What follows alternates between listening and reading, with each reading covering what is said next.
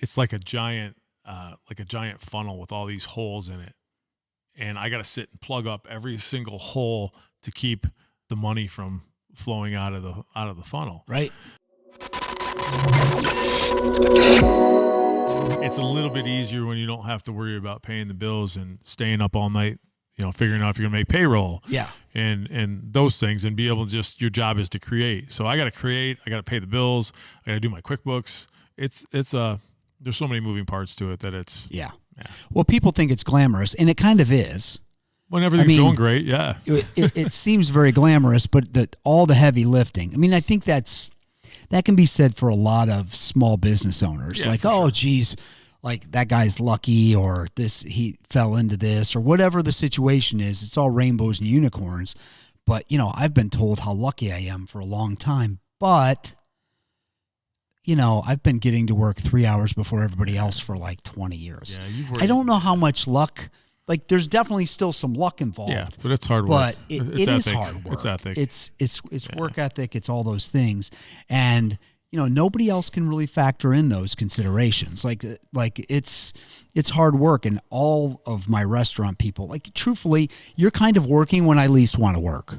I mean, I'm like, cleaning. Yeah, I'm cleaning and mopping and cleaning toilets at 6 a.m. I mean, somebody's got to, especially during this time, I know it sounds crazy, but I want to make sure my restaurant's sanitized and cleaned. And the best person that I know that I trust to do that is me.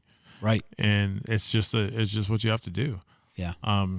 It's not always, those are the glamorous moments. Come in at 6:30 in the morning and watch me mop. Yeah. Well, I've had people follow me too. Yeah. I mean, and this isn't unrelated to COVID, but hey, follow me for a day and see what you think. I've said that a few times. And boy, I've not had too many come back a second day. No, it's usually just one day thing. It's fun. They get to check it out. But there's a ton of moving parts. Like I just received 13 unemployment letters in the mail this past week, and not a single one of these people work for me. Oh. So there's some fraud going on. So significant. Then I try fraud. to call and take care of it, and you're on the phone on hold for 3 or 4 hours. So there's just all these little things that you wouldn't think of. So right.